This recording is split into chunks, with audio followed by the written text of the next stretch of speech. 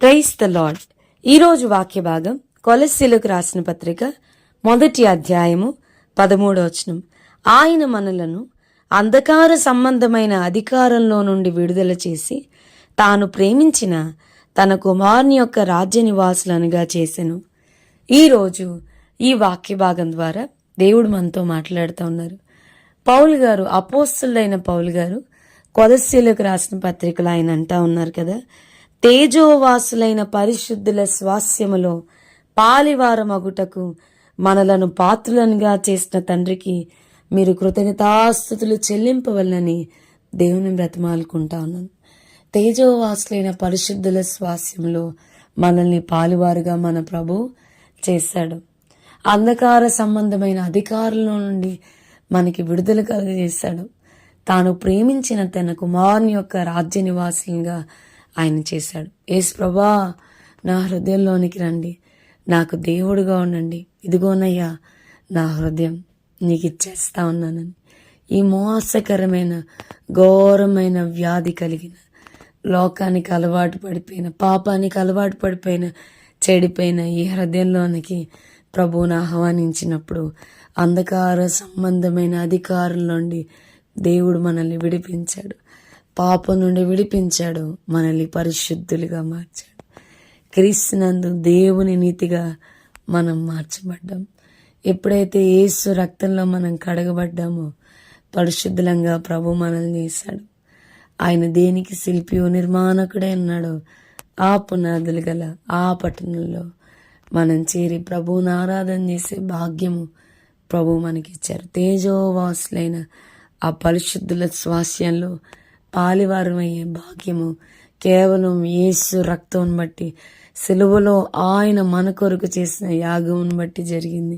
యేసే మన హృదయంలోనికి ఎప్పుడు వచ్చాడో, మరి మన పాపం నుండి మనకి గొప్ప విడుదల, వ్యసనం నుండి విడుదల, మన గతకాలపు పాపం నుండి విడుదల.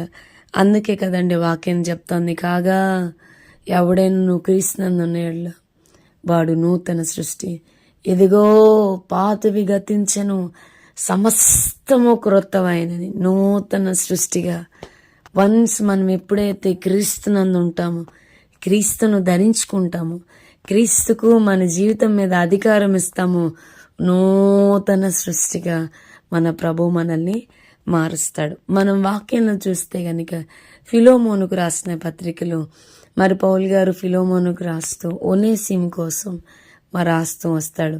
మునుపు అతను నిష్ప్రయోజకుడు, కానీ ఇప్పుడు అతడు నీకును నాకును ప్రయోజనకరముగా ఉన్నాడు అని చెప్పని. మునుపు అతడు ఫిలోమోనుకు నష్టమును కలిగించిన వ్యక్తి. అతడు తన యజమానుకు కలిగించిన నష్టంను బట్టి చెరసాల్లోనికి పంపబడిన వ్యక్తి.